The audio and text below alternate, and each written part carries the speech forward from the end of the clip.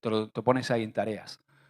Muy bien, dice Daniel 6:10. Cuando Daniel supo el edicto que había sido firmado, entró en su casa y abiertas las ventanas de su cámara que daban ¿hacia dónde? Hacia Jerusalén. Se arrodillaba 3 veces al día, lloraba y daba gracias delante de su Dios como lo solía hacer antes. Dile al que tienes al lado, abrir las ventanas. Ayer creé un grupo, no sé si os habéis dado cuenta, he creado un grupo y he metido a las personas que me han hablado, que tienen carga por la oración y por la intercesión, y le he puesto eso, ¿no? El nombre del grupo es los abreventanas. Los abreventanas, aquellos que abren las ventanas. Entonces, ¿cuál es la instrucción? Tenemos que abrir las ventanas en la congregación a través de la oración. Abrir las ventanas, mira, esto, abrir las ventanas de la oración y la intercesión es como abrir las ventanas de la iglesia. Es como cuando estamos en casa y entonces hay mal olor dentro, ¿verdad? Porque estamos ahí y huele a humanidad, y más si tenemos un perro. ¿Habéis entrado a una casa donde hay un perro? ¿No? Y entra y dices tú, ¿qué se ha muerto aquí? ¿No? No, no, vuestro perro no huele, es increíble, pero ellos tienen perro y yo entro todos los días a su casa y huele a comida, a taco mexicano, no huele a perro. Pero, oye, hay perros que sí, hay perros que huelen menos, otros que huelen más, otros que vuelan. No, no. Bueno, pero hay olor a humanidad. Habéis entrado quizá a la habitación de un adolescente, ¿verdad? Que están ahí. Bueno, ayer ahí con los jóvenes también se olía adolescente, ¿verdad? ¿Cómo decía este? ¿Cómo decía Quique Pavón? A ver. Fuerte. Huele fuerte, ¿no? Un amigo puertorriqueño decía, esto huele fuerte, ¿no? Entonces, la oración y la intercesión, de alguna manera, es abrir las ventanas para que salga fuera la mal olor, para que salgan fuera los virus, las bacterias. ¿Os acordáis de la pandemia cuando los médicos nos decían que oreáramos las habitaciones de casa, abriendo las ventanas para que saliera toda esa contaminación? Y sabes, en la iglesia muchas veces hay humanidad, olor a humanidad. La olor a humanidad es nuestra carne. De vez en cuando, una manera de que la carne y la olor a humanidad salga de la iglesia es abriendo las ventanas de la oración. Y es una de las cosas que nosotros como intercesores y gente que tiene esta responsabilidad y que va a tomar esta carga, tenemos que hacer. Abrir las ventanas para que salga el olor a humanidad, para que salga todo lo que es de la carne de dentro de la iglesia. ¿Os acordáis que también Noé, el Señor le ordenó que en el arca hiciera una ventana, ¿verdad? ¿Os imagináis que Noé no hubiera hecho la ventana? ¿Os imagináis cuando el elefante, la elefanta empezaron a hacer popov ahí? El rinoceronte, la rinoceronta. Yo me imagino ese arca, ¿no? Con el tiempo que estuvieron ahí, todo llena de animales. Si no hubiera habido una ventana, se mueren ahí todos. O sea, imposible estar ahí dentro, ¿no? Pero el Señor le dijo a Noé que hiciera una ventana. Y yo creo que pasado la tormenta, él abría la ventana. ¿Para qué?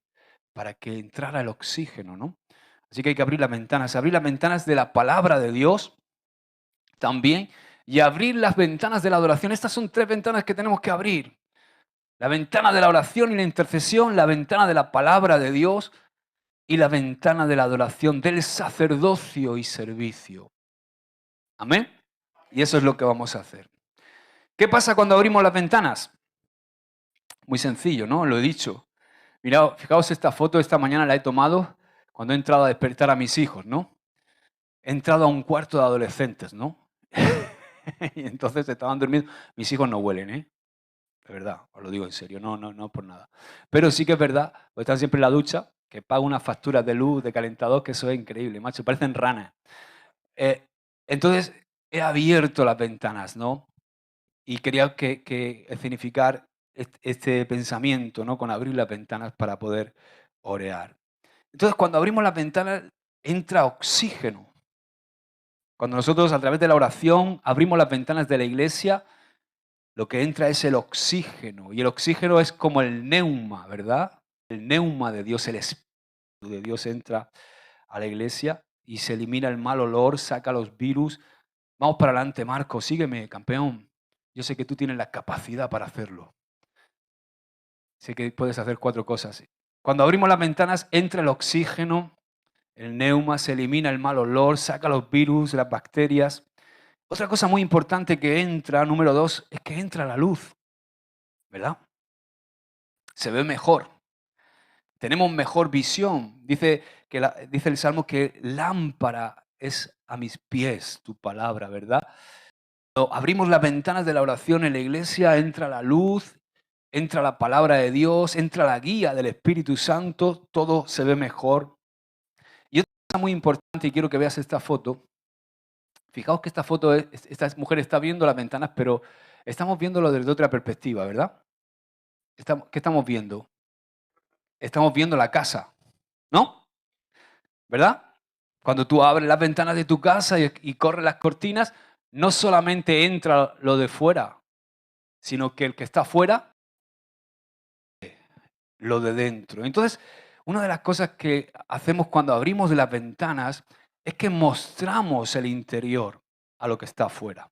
Entonces, necesitamos en este abrir las ventanas, en esa intercesión, en ese abrir las ventanas de la oración, de la adoración, de la palabra de Dios, es que se abran las ventanas de la iglesia, pero no solamente para que seamos bendecidos nosotros, sino para que el mundo pueda ver la luz, el mundo pueda ver. Qué bonito es ver una casa cuando se abre y está ordenada, ¿verdad? Te apetece entrar. Por eso nosotros tenemos que cuidar que la casa esté limpia, que esté ordenada. Porque pasa lo contrario si está sucia y desordenada, ¿no? Nadie quiere entrar ahí. Tú, ahí no me meto, madre mía. ¿Habéis entrado alguna vez a un lugar que está el sofá y dices, tú, me tengo que sentar ahí? Una vez entré a un sitio, ¿no? Y era muy humilde el lugar, pero tenía un sofá con una ronda de sudor, de no sé quién. Y entonces, siéntate aquí, y yo me senté así, ¿no? No quería, no quería ni tocar nada, porque estaba muy sucio, ¿no? Entonces, no apetece entrar a un lugar así. Entonces, ¿qué quiero decir con eso? Que nosotros tenemos que cuidar que la iglesia esté limpia, que la iglesia huela bien, que sea un lugar que cuando abramos las ventanas, los que están afuera perdidos, los que necesitan encontrarse con Jesús, vean una luz, vean algo que les atraiga, no porque nosotros somos guapos, sino porque la presencia de Dios está, porque hay santidad, porque hay pureza, porque hay adoración. Amén. Dice Mateo 5:13, dice, vosotros sois la sal de la tierra, pero si la sal se desvaneciere, ¿con qué será salada? ¿Por qué dice aquí la sal se desvaneciere? Cuando estudias un poco este texto, aquí Mateo está hablando en el contexto de Palestina y la sal era muy importante en aquel tiempo porque Palestina era una zona cálida, entre comillas, aunque hay temperaturas extremas en el desierto, pero es un lugar cálido, está en el hemisferio sur.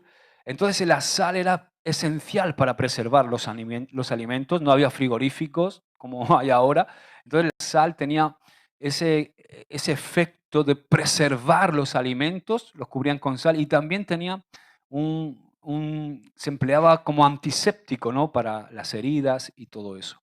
Entonces la sal era tan importante que fijaos que la palabra salario se deriva de ahí, porque la gente cobraba en sal. Era casi como cobrar en dinero, porque la sal era muy importante. Pero, ¿de dónde sacaban en Palestina la sal? La sal la sacaban del Mar Muerto. Y cuando tú ves imágenes del Mar Muerto, por ejemplo, en la orilla se ven estratos de sal acumulada. En la orilla, donde rompen las olas, se ven estratos que son de sal acumulada, pero esa sal tiene apariencia de sal, pero no sirve. Ha perdido sus propiedades. Entonces, eso es a lo que se está refiriendo aquí. Dice, pero si se desvaneciere, si perdiere sus propiedades, ¿con qué será salada? Ya no puede volver a ser salada. Entonces, ¿qué quiere decir con esto? Que nosotros somos sal.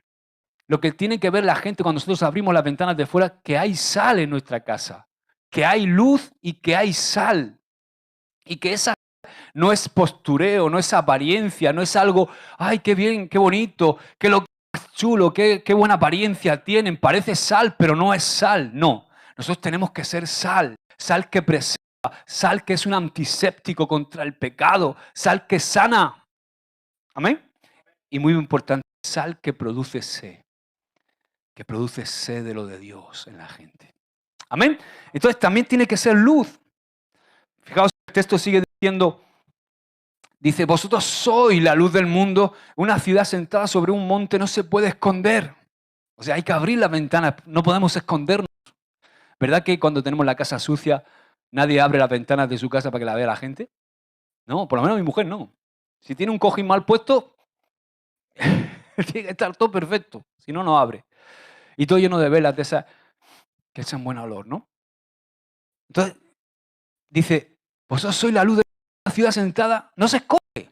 Un monte no puede ser escondido, ni se enciende una luz y se pone debajo de la mesa, sino que se pone en el candelero y alumbra a todos los que están en casa. Fíjate, así alumbre, esto es para nosotros, vuestra luz delante de los hombres, para que sean vistas vuestras buenas obras y glorifiquen a vuestro Padre que está en los cielos.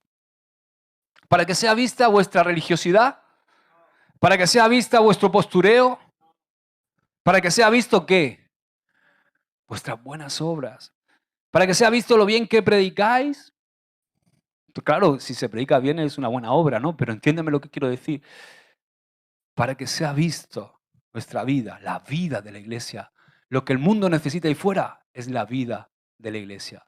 Y no podemos quedarnos aquí. Tenemos que abrir las ventanas. ¿Amén? Entonces, abrimos las ventanas de la oración, de la palabra de Dios y de la adoración. Di conmigo, opa. ¿Eh? ¿Sabéis lo que quiere decir la palabra opa? Bueno, es una palabra usada, es un verbo usado dentro del ámbito de las empresas. Y cuando una empresa quiere comprar a otra, le hace una opa hostil, ¿no?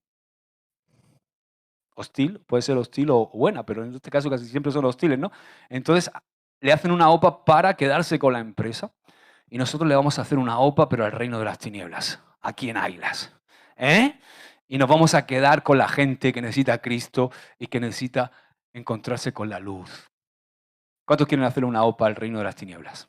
Amén. Ahora, si abrimos estas ventanas, si vamos a empezar a abrir estas ventanas, como consecuencia se van a cerrar otras ventanas en nuestra vida. Dile al que tienes al lado, no solamente tengo que abrir ventanas, sino que tenemos que cerrar ventanas. Mira, si yo cierro la ventana del egoísmo, enseguida se abre en mi vida la ventana de la empatía y de la entrega por los demás. Esto es algo que tenemos que cerrar. Tenemos que cerrar esa ventana del yo, del egoísmo, del egocentrismo. Y cuando tú cierras esa ventana, inmediatamente a través de la oración, a través de la adoración, a través de la palabra de Dios, en nuestra vida entra la empatía, el ponernos en el lugar de los demás, entra la entrega, el mirar a los demás no como menos que nosotros, sino como incluso superiores a nosotros. ¿Verdad? Ahora, si cerramos, por ejemplo, la ventana de la apatía, ¿sabes lo que es la apatía? Él me importa todo, él no me importa, ¿verdad? Oye, que va, no, a mí qué más me da. Oye, que mañana hay reunión de jóvenes que se van a juntar, a mí qué me importa.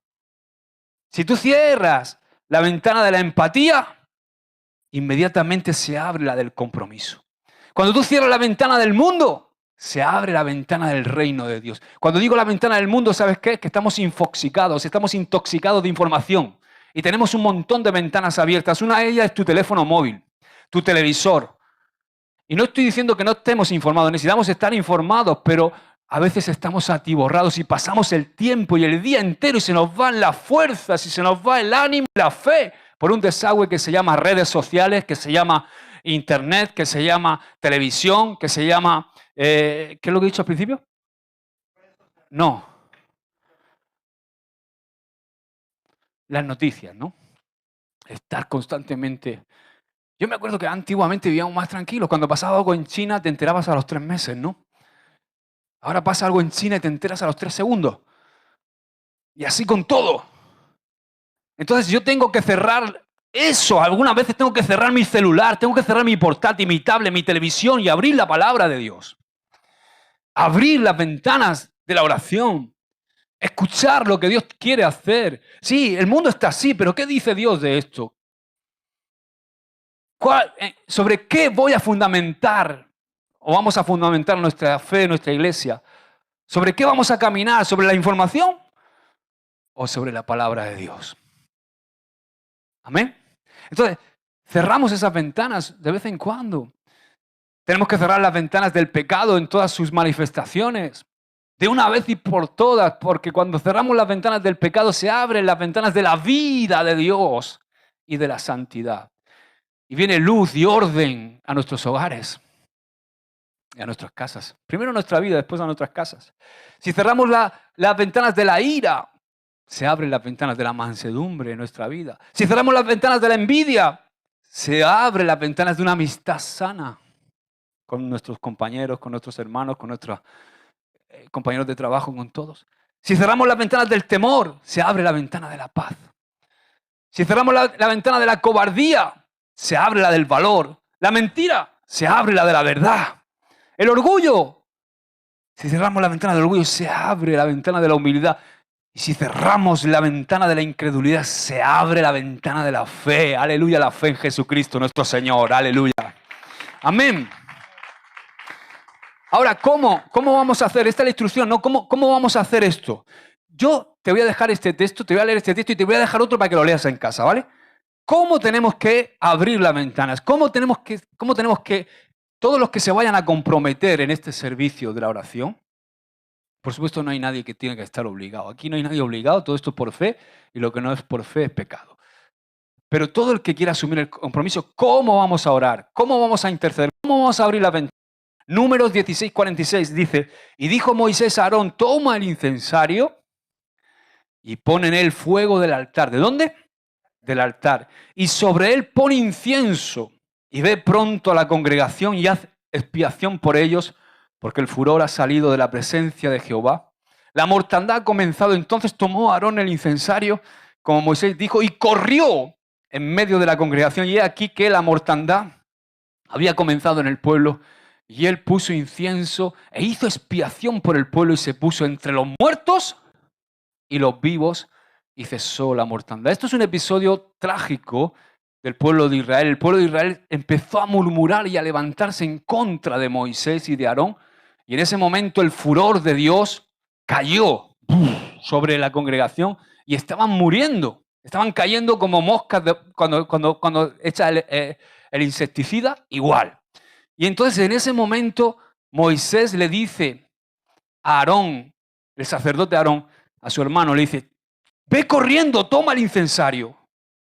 ¿Por qué tenía un incensario? Aarón, ¿por qué era qué? Sacerdote. O sea, ¿cómo tenemos que servirle al Señor? Con lo que tenemos en nuestra mano. Entonces, él toma el incensario y se va al altar. ¿Dónde? Al altar. Y tomó el fuego. Porque había fuego en el altar. Y si hay fuego, ¿qué hay? Hay ofrenda. Entonces, si nosotros somos una iglesia donde hay ofrenda, va a haber fuego. Y entonces vamos a tener fuego para poner el incensario. Y dice, y tomó el incienso, que el incienso representa las oraciones de los justos. Y entonces echó todo eso dentro y salió de la presencia del Señor porque la mortandad dice que había comenzado. Entonces tomó a Aarón el incensario, como Moisés le había dicho, y dice que fue tranquilamente. Dice, hoy no me apetece hoy. Ya voy mañana a la oración. ¿Qué dice? ¿Cómo fue? ¡Corrió! ¿Cómo fue? Corriendo. Escúchame, esta instrucción que Dios nos quiere dar, tenemos que tomarla con sentido de urgencia. Porque hay muchas almas que están perdiendo y pereciendo. Hoy, esta mañana cuando bajaba, me daba mucha pena porque bajaba de la urbanización y veía un coche ahí aparcado. Digo, ¿qué hace ese coche así cruzado, aparcado? Y había 5 jóvenes durmiendo así, uno hasta en su propio vómito. Yo creo que venían de los carnavales, ¿no? Y hay tanta necesidad que tenemos que tener ese sentimiento de urgencia. Hay vidas que están perdiéndose sin Cristo. Entonces, ¿cómo vamos a interceder? Así. Nos tiene que costar. Porque Aarón no fue un pusilánime y le dijo a Moisés, bueno, vale, te entiendo, pero ahora ahora lo hago. Ahora después voy. No, entonces nada de orar en casa. Vamos a venir aquí. Amén. Porque nos tiene que costar. Entonces corrió y dice que se puso entre los muertos y los vivos. Eso es interceder, hermanos. Interceder no es venir a orar Señor, Padre, mañana voy a ir al Mercadona, que haya rebajas, por favor. Que hayan bajado el pollo. No, hermanos, eso en tu casa. Pero aquí cuando vengamos a interceder, venimos a ponernos entre los vivos y los muertos. Dice que 14.000 personas murieron.